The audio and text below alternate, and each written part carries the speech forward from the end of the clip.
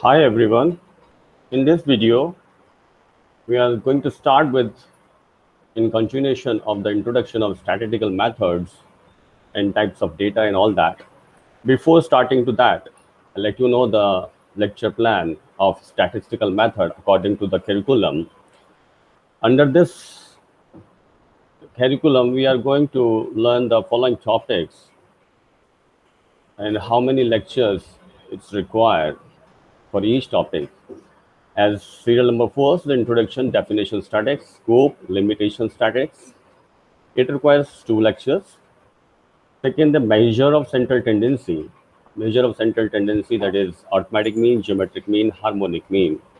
It requires four lectures almost, and it is totally a mathematical concept in which mathematics is fully applicable. Mode and median, merits and demerits of above measures. What are the various merits, advantages, or disadvantages of above measures?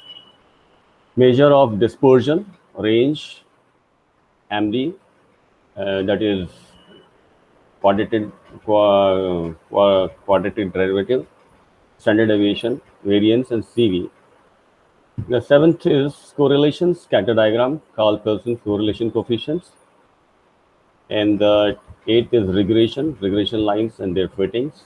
Ninth is properties of regression coefficient, probability, test of significance, hypothesis, type of errors, level of significance, CR, and SND test and students T test for single mean, SND and T test for difference, two means, pair T test, significance test of correlation and regression coefficient. And the last is chi-square test for testing independence of attributes and goodness of fit. So, under the 16 various topics, we are going to cover the curriculum of the subject, that is statistical method. So, we had covered the introduction, that is definition statistics by the Selman and Horkes, and these are the references which we had covered. We had covered the introduction, the basic definition of the statics, what is the use of statics, where in which field the statics is going to be used.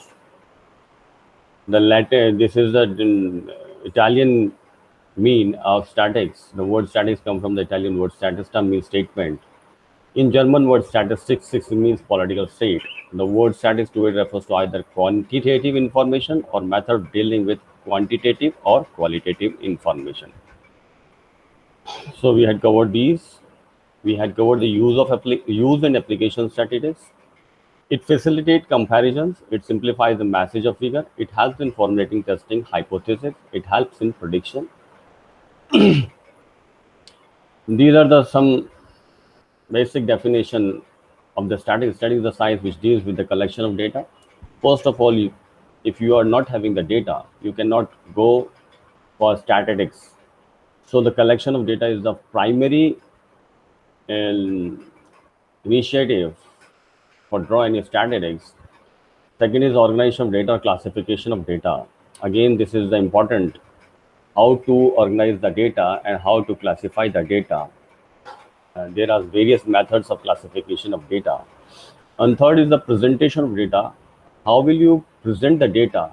Either in the pictorial form, either in the graphical form, either in the pie chart, either in the bar diagram. So now after presenting of the data, you need to go for the analysis of data. That is almost the prediction and interpretation of the data. So this all is the basic criteria and the uses of statistics. Functions of statistics, uses of statistics, statistics useful in administration of various states, industry, business economics, research workers, banking, insurance company, and etc. Limitations of statistics. Statistics theories can be applied only when there is a variability in the experimental material. So first limitation is that statistics theory can be applied only when there is a variation. If there is no variation, then statistics theory cannot be applied. Statistics deals with only aggregates or groups and not with individual objects. Statistical results are not exact. Yes, this is very important. The statistical results are not exact. They are assumptions or approximations based on the previous data.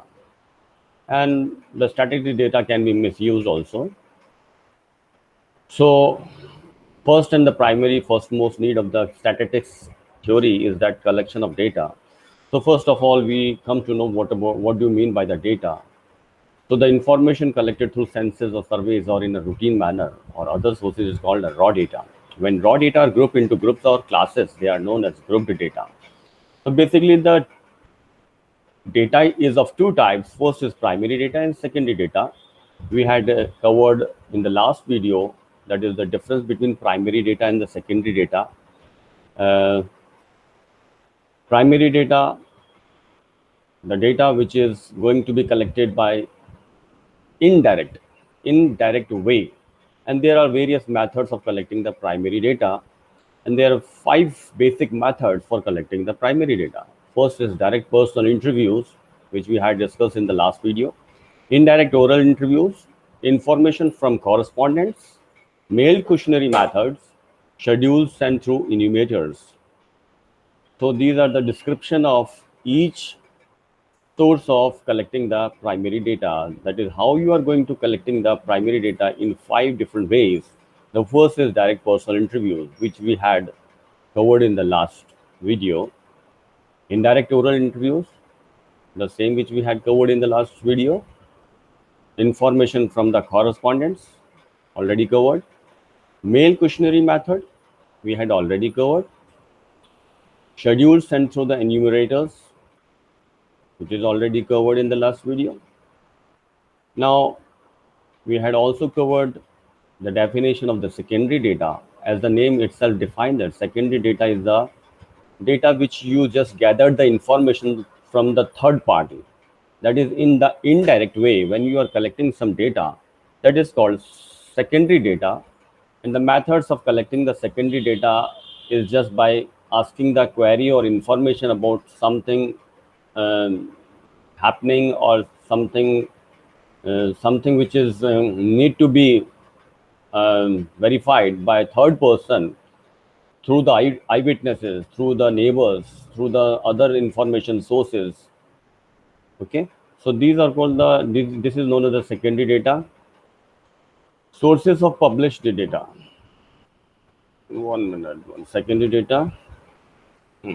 The secondary data we compile either from the, there are two sources of collecting the secondary data, either from the published sources or from the unpublished sources.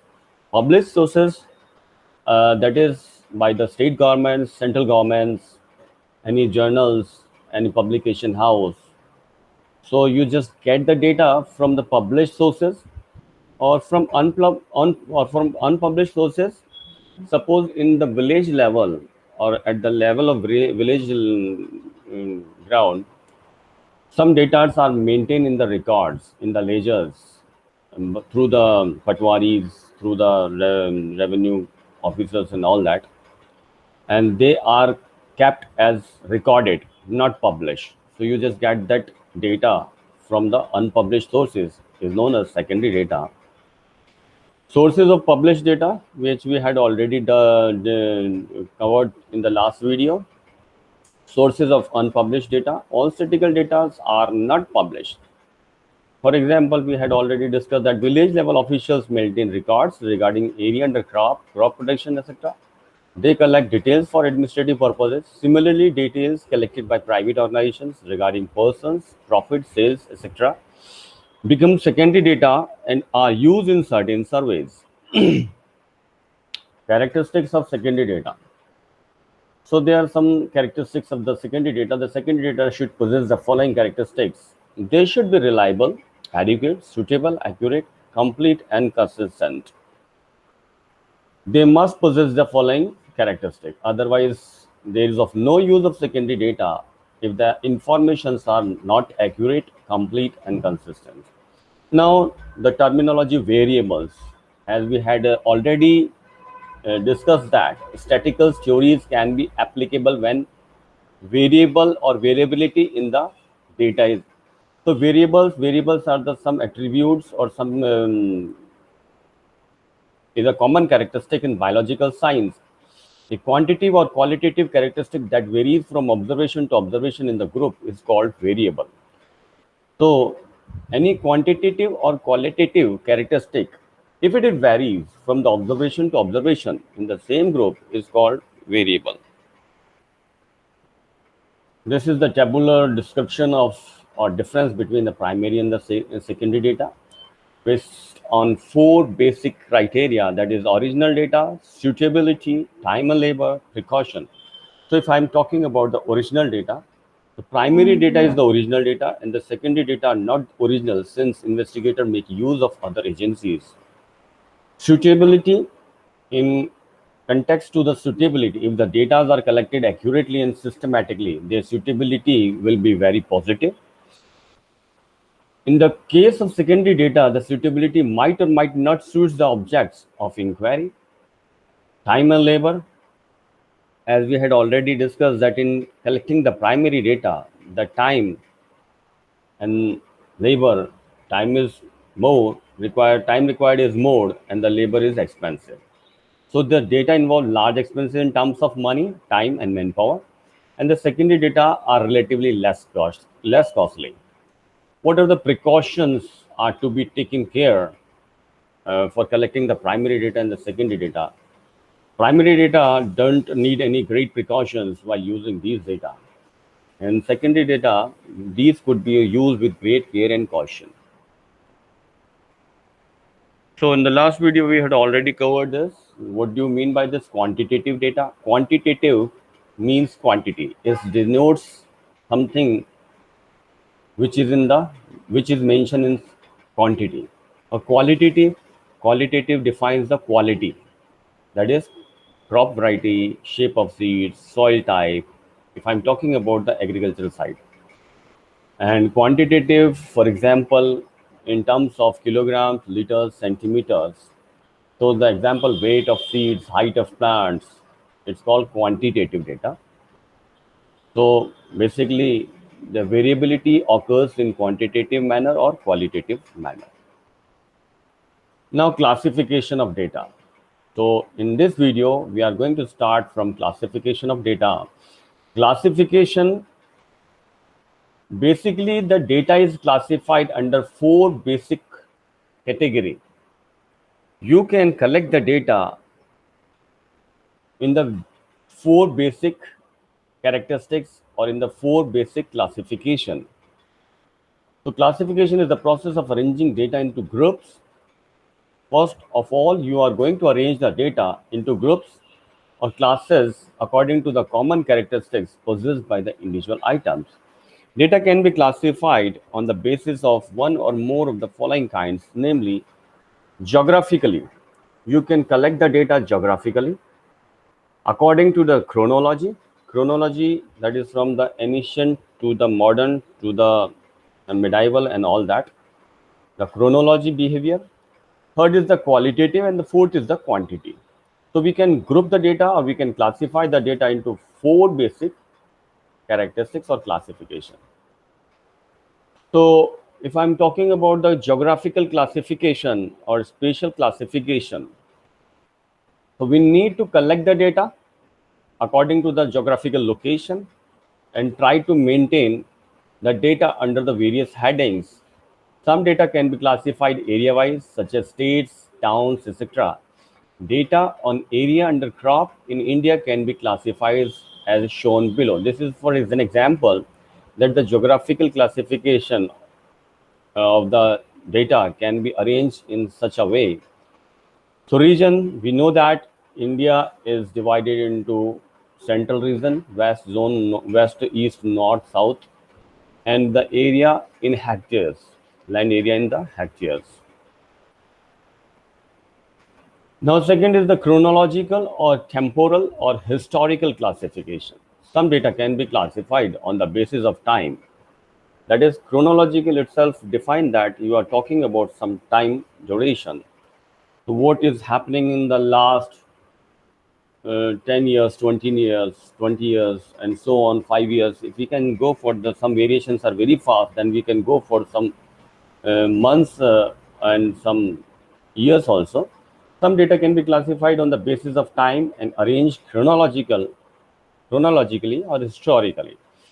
Data on production of food grains in India can be classified as below. For example, so we can just arrange the data in a chronological way that in year 1991, how many tons of food grain is produced in India. In 91, 92, how many tons? 92, 93, 93, 94, 94, 95, and so on.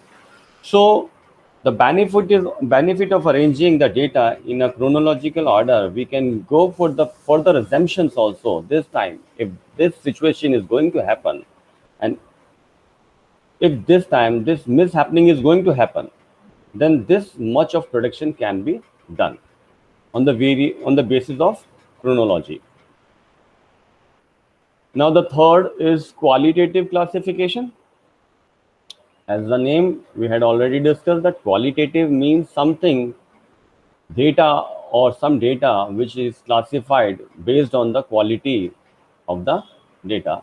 Some data can be classified on the basis of attributes or characteristics.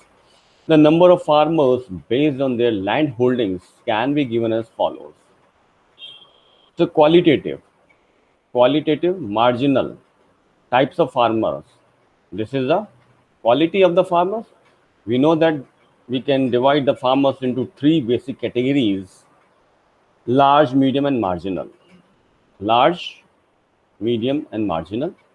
So these are the quality of the farmers, and under which quality, how many farmers are the stakeholders. Marginal farmers are 987, medium farmers are 100, 1041, large farmers are 1948, and the total farmers are 3896. So the qualitative classification is can be arranged in the given form or the table. Now, qualitative classification can be of two types as follows. Now, the qualitative classification can be broadly further classified in two types: simple classification and manifold classification. Simple classification, this is based on only one quality. If we are classify the data only on based on only one quality, suppose for example, the quality is cultivable land. If we are going to identify how much land is cultivable, we are getting the information about the cultivable land, and this is the only single quality. Under this single quality, again we can go for the differentiation that how much land is cultivable through rain fed and how much land is cultivable through irrigated methods. uh, Next example, suppose education level of farmers. If we are going to find out the survey of how many farmers are educational, what are the educational level of farmers, so we are going to directly divide the category into two subcategories, that is literate and illiterate. So how many farmers are literate and how many farmers are illiterate? So this is based on only one quality, and it is known as simple classification. Manifold classification. Manifold means if there is single quality, under that there subdivision, under that there is subdivision, then it is called manifold classification. This is based on more than one quality. For example, number of farms. So number of farms can be further classified as based on rain fed and irrigated. And if we are talking about the rain fed, the how many rain fed are going to produce food crops and how many rain fed farms are going to produce for vegetables and others. Similarly, for irrigated, how many farms are irrigated under food crops and how many farms are irrigated through for vegetables and others. Now, quantitative classification. Qualitative classification is almost done. Now the quantitative. as the name itself defines that you are something going to discuss about the quantity, how much quantity, and the quantities, for example, can be measured in kilograms, liters, numbers, and all that. Some data can be classified in terms of magnitude, the data on land holdings by farmers in a block. Quantitative classification is based the land holding which the variable in this example. So if we are just take an example of land holding, how many number of farmers are having the land holding less than 1 hectare? It is 442. How many farmers are having the land holdings between 1 to 2 hectare? It is 908. How many farmers are having the land holding between 2 to 5 in hectares? Is 471. And how many farmers are having the land holdings greater than 5 hectares? Is 124. This comes total is 1945. In this way, the quantitative classification can be done, which measures or which defines the quantity, which defines the numbers. Now, this is a quiz time. You need to answer the quiz based on the curriculum which we had covered, the curriculum or the topic which we had covered. Now, the first quiz or first question is a simple table contains data on. A simple table contains data on two characteristics, several characteristics, one characteristics, three characteristics. A simple table contains data on how many characteristics? Just think and give the accurate answer. We will see the solution later on. Second is when the collected data is grouped with reference to time. We have, when the collected data is grouped with reference to time, we have quantitative classification, qualitative classification, geographical classification, chronological classification. So here if we are group the data in reference to time, then data is classified under which category? Give the answer later on. We will just move on. Third is geographical classification means classification of data according to region. Is true or false? Take the right answer. Fourth is an arrangement of data into rows and column is known as tabulation. Choose the right answer whether it is true or false. Data on yield is quantitative variable. True or false? Sixth is qualitative variables are also called attributes. It is true or false? Choose the right answer. Now some theoretical questions need to give answer. Define primary and secondary data. Define primary and secondary data. Eighth question, give the advantages of tabulation. What are the advantages of tabulation? Basically, when we just collect the data and maintain in a table, so there are various methods of tabulation. So what are the advantage of tabulation? Why we tabulate the data first of all, and if after tabulating the data, what are the best advantages or advantages of tabulation can be taken out. So write down the advantages of tabulation. Ninth is write a detailed note on the types of classification. Write a detailed note on the types of classification. What are the essential characteristics of good table? So when you are writing about the advantages of tabulation, there you come to understand the topic, what are the essential characteristics of good table. So how to make a good table and what are the basic characteristics or essential characteristics in which we can represent a table in a very simplified and complete informative. So what are the characteristics? So list the characteristics. Characteristics. So these are all about the questions and queries. Now this is the hints and the solution of the questions which we had seen so far. The first is getting the option C, that is one characteristics. Second, the D option, chronological classification. The third statement is true, fourth statement is true, fifth is true, and sixth is true. Now, representation of data. Representation of data. This is the new topic and very important, that how you are going to represent your data. So data can be represented in two types. One is diagrammatic representation of data, and second is graphical representation of data. So diagrammatic representation, as we know that diagrams need some sort of methods which we had studied in the earlier classes, like bar diagrams, and bar diagrams is of many types. And second diagrammatic representation of data is pie chart, that is in the circular form or in the form of circle. If we are going to represent the data, that data is known as diagrammatically representation of data in the form of pie chart. It is more convenient method for analysis purpose, for studying purpose. So bar diagrams and pie charts are the diagrammatic representation of data. Second representation of the data is done through the graphical representation. That means you need to draw the graph on the axis. The first method is known as histogram. The second method of graphical representation is frequency polygon or ogive. And third is the frequency curve.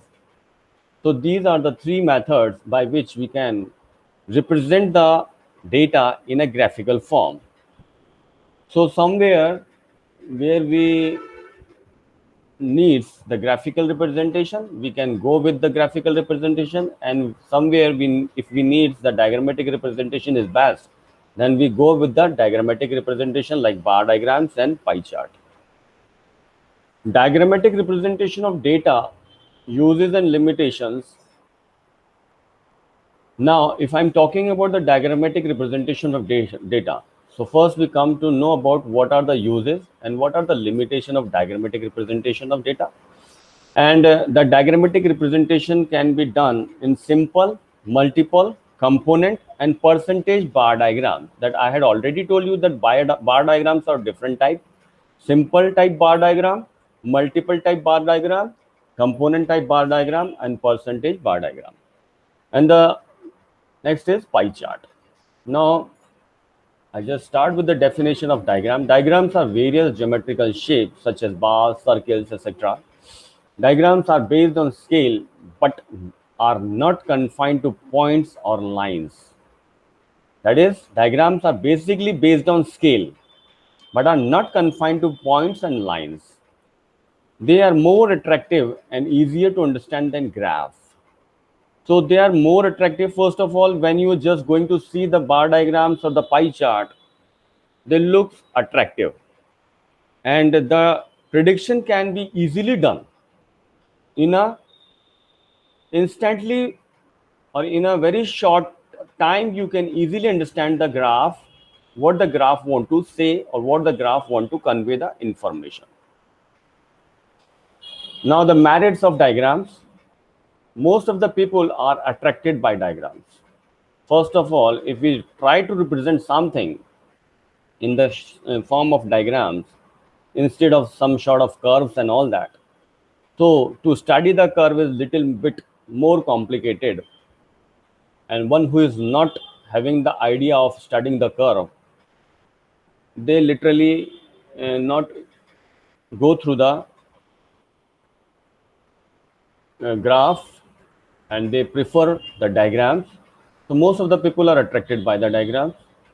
Technical knowledge education is not necessary. This is the most important a point or merit. The technical education or knowledge is not necessary to study the bar diagrams or pie chart. Time and effort required are less. Less time and efforts are required to study the bar diagrams and pie charts. Diagrams show the data in proper perspective. Diagrams leave a lasting impression. As we know that something which is in a very visual way, it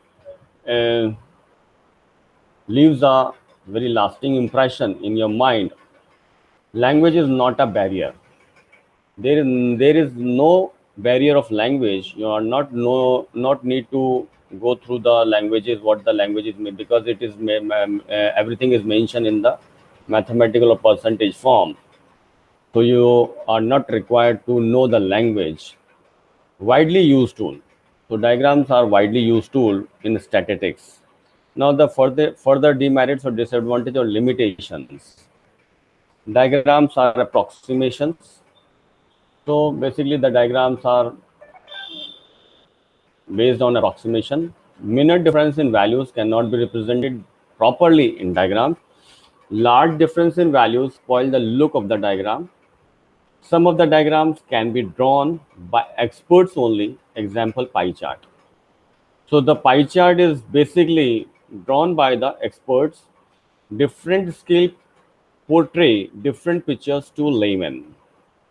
So these are the demerits or limitations of diagrams like bar diagram or pie charts. Now, types of diagrams. Types of diagram, basically diagrams are classified into two types, which we had already seen, that is bar diagram and the pie chart. But bar diagram is again further classified into four classification, that is simple bar diagram, multiple bar diagram, component bar diagram, percentage bar diagram. And the pie chart, sixth is pictogram, seventh is statistical maps or cartograms. So in all the diagrams and graphs, the groups or classes are represented on the axis and the volumes or frequencies are represented in y-axis.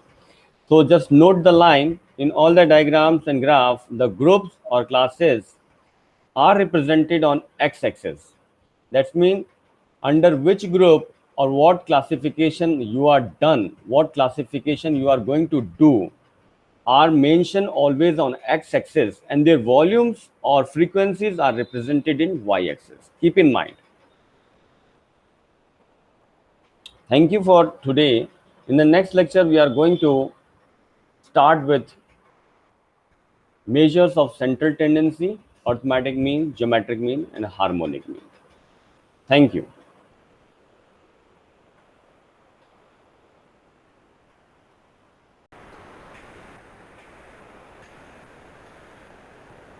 Hi everyone, welcome all to online class. Today we are going to start with graphical representation or graphical presentation of a data in a statistical method by various means.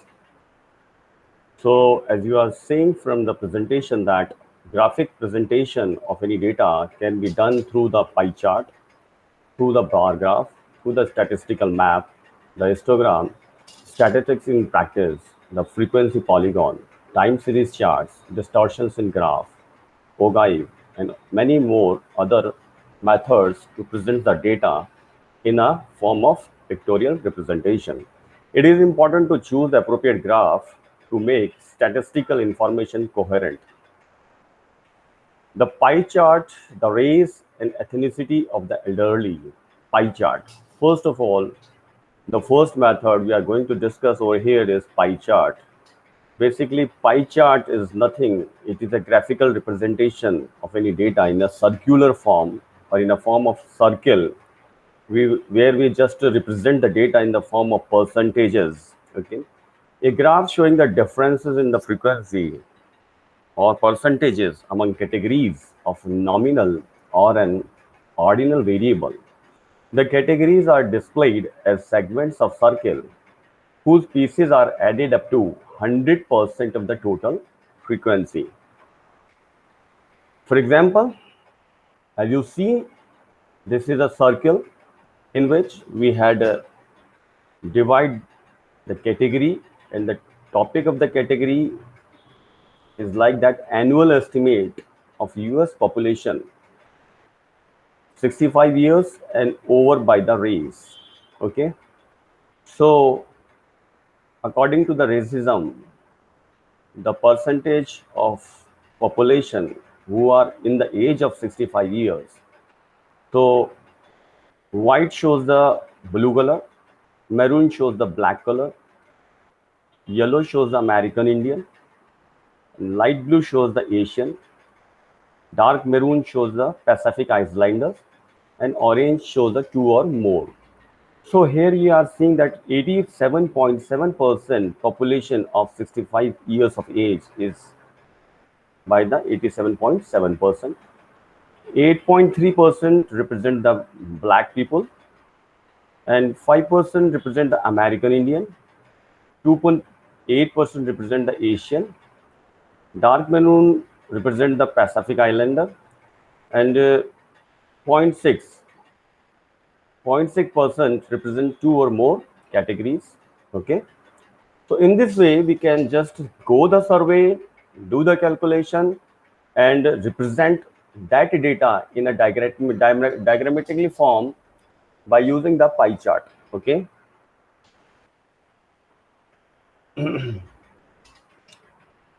Similarly, the annual estimate of US population 65 years and over,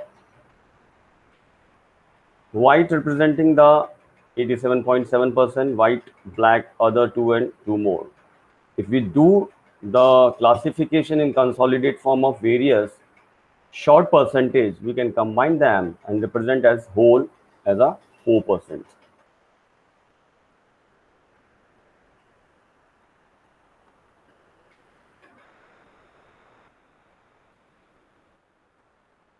The bar graphs. The next representation method, the next presentation method of a data in statistic or stats is the bar graph, the living arrangements and the labor force participation of the elderly.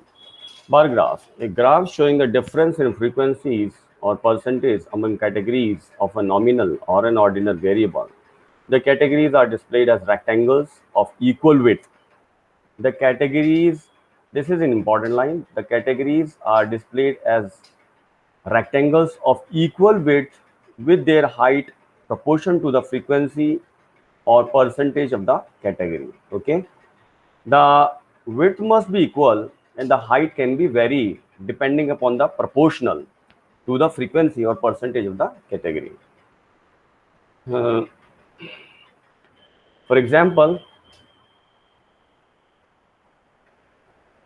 this is the living arrangements of males who are of the age 65 and older in United States.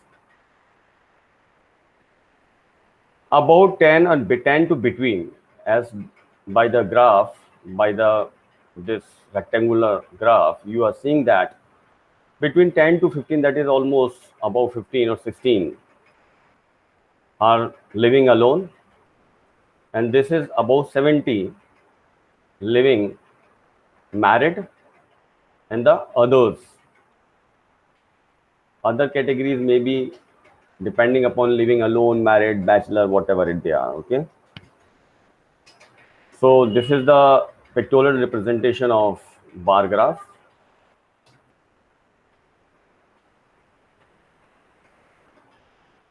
Or you can also, if in previous slide, as you see that we are just talking about the whole, we are talking about the whole, that is the percentage of or the percentage of the males, only males. Okay.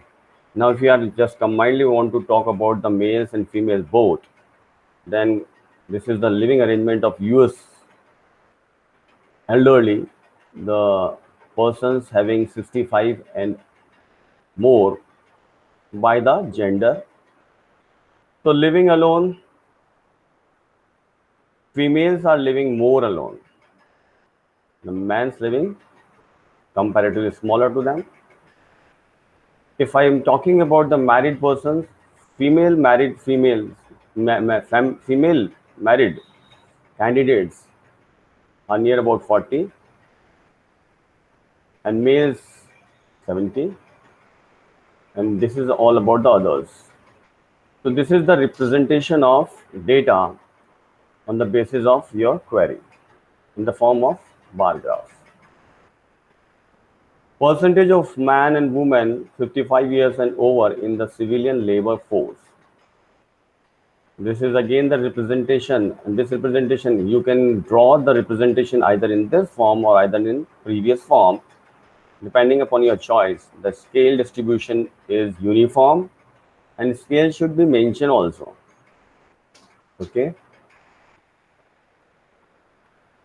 Now the third method is the statistical map, the geographic distribution of the elderly. That is the geographic distribution of the population, geographic distribution of any crops by the statistical map. We can display dramatic geographical changes in American society by using a statistical map. Maps are especially useful describing geographical variations in variables such as population distribution, voting patterns, crime rates, or labor force participation. Just for example, as you see, this is a graphical geographical representation. Percentage increase in population 65 years and over 93 to 2020. So the area is divided according to the countries of United States, and you are seeing that various representation is in the form of four parameters: under 50%, 50 to 74, that is range between to 50 to 74 population, and the population where 75 to 99%, and one more category that is 100% or more.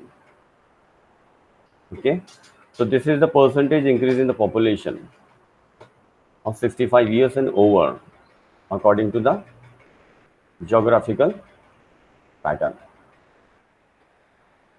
Next, percentage black of total state population of 65 years and over. So this is showing the percentage geographical representation of black people and their percentage under 5%, between 5 to 9%, more than 10% or 10. Okay, so this is the graphical representation or geographical representation. Now the next method of presentation is the histogram. Histogram, a graph showing the difference in frequency or percentage among categories of an interval ratio variable. The categories are displayed as contiguous bars with width proportional to the width of the category and height proportional to the frequency and percentage of that category. So again, this is the one of the method in which the width and the height both are going to be very clear. So this is called the histogram pattern and the histogram presentation of any data. So for example, as you see that age distribution of US population 65 years and over, 65 to 69, that is we had decided one scale that is 65 to 69 years of age is more than 25%. 70 to 74, exactly 25%. 75 to 79, more than 20%. 80 to 84, 80 to 84, 10 to 15%. 85 to 89, 5 to 10%. 90 to 94, 0 to 5%.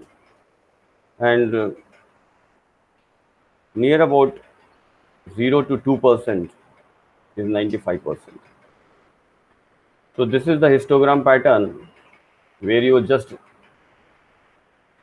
divide the age in a range, and in accordance to that we are just seeing that their percentage is in the representation in the form of height of the bar. Again, this is one example which is showing the combined presentation of male and female. Age is on x-axis and y is on the percentage, that is variation of range of ages. On x-axis, left hand side we are just representing the males, on right hand side we are representing the females, and their age distribution is on the y-axis. And this is the way we can represent the whole category or gender or age of the population through the histogram pattern. Histogram is almost similar to the bar graph, but there is a slight change in the presentation. US population by gender and age 2010 in millions. Current population reports, baby born, male, female.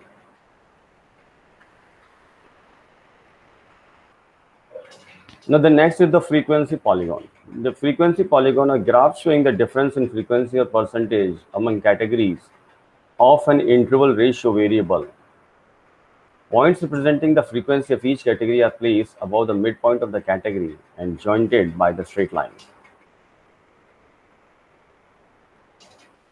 As you see, for an example, that is population of Japan, age 55 and over in 2000, 2010 and 2020.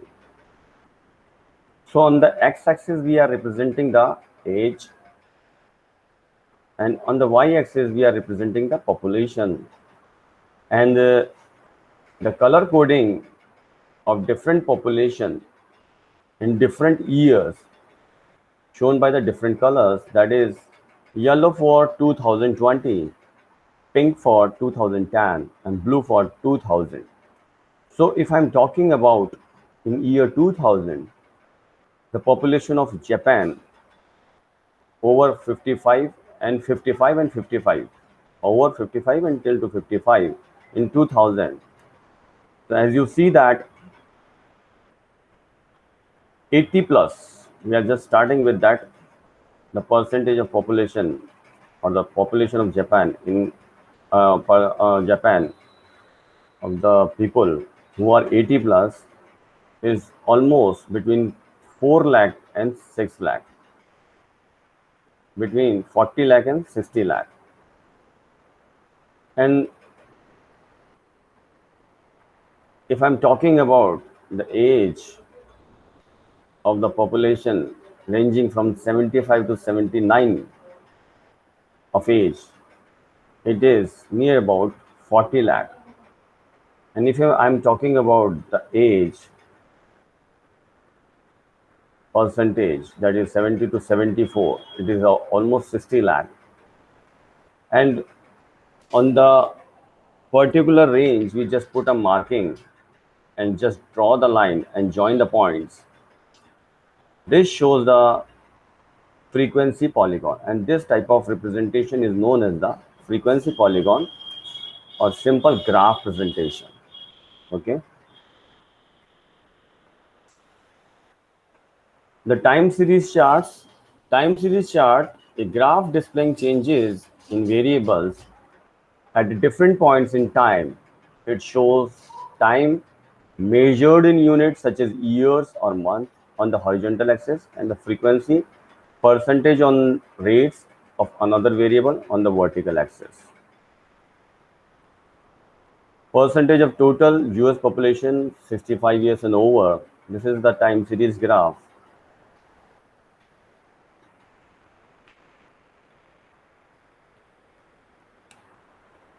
In 1900, 1920, 1940, 1960, 1980, 2000, 2020, 2040, 2016. So we are just showing the percentage of the person of 65 years of age and over to 65 years with respect to time on the different analysis, on the different data which we have already present. So this is called the time series chart. Again, if you want to represent the individual category of males and females of the population 65 years and over, in the meantime, that is starting from 1960 to 1980, 1980 to 2000, 2000 to 2020, and what is about in the future, that is if I'm talking in 2040. What is the population? This is the estimation on the basis of the present data of what we have. Okay.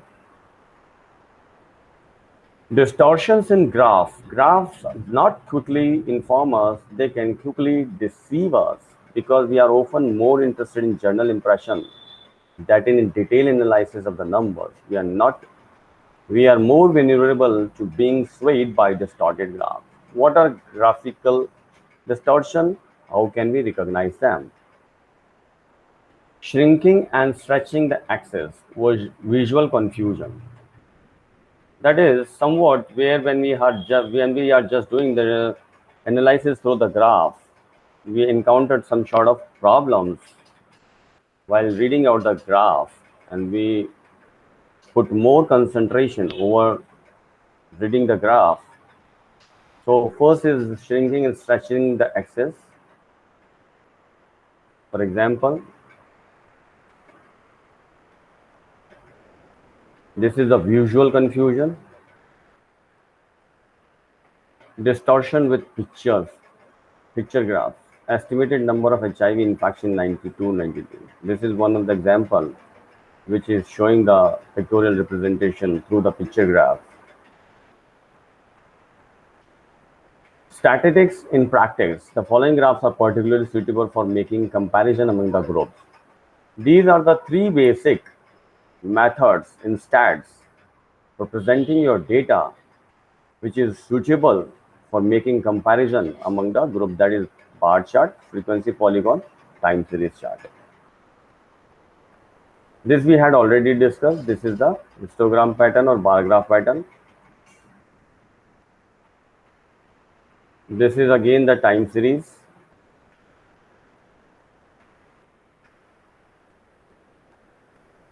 Now, why use charts and graphs? What do you lose? What do you gain? That is, what are the demerits and merits of charts and graphs? First, we just go through the demerits. Ability to examine numeric detail offered by a table. Potentially, the ability to see additional relationship within the data. Potentially, time. Often we get caught up in selecting colors and formatting charts. We simply format a table and sufficient. What do you gain? Ability to direct readers' attention to one aspect of the evidence, ability to reach readers who might otherwise be intimidated by the same data in a tabular format, ability to focus on bigger picture rather than perhaps minor technical details. So this is all about the presentation of data through the various means and modes in the stats or statistical methods. So thank you to all of you.